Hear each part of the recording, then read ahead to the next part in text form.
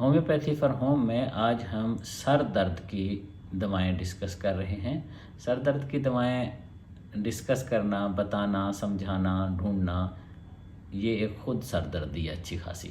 लेकिन फिर भी मैं आम तौर पर जो अपने पेशेंट्स को सर दर्द की दवाएं देता हूँ, उनकी दो वजूहात बिलअमूम ज़्यादा होती हैं। एक होता है राइट साइडेड, एक होता है लेफ़्ट साइडेड।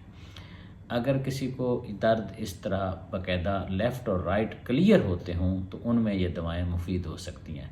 अदरवाइज़ बेशुमार किस्म की हैं। हम आहिस्ता आहिस्ता दर्दों की तकालीफ की ये चीज़ें डिस्कस करेंगे। अभी मैं राइट साइडेड और लेफ़्ट साइडेड दर्द को डिस्कस कर रहा हूँ।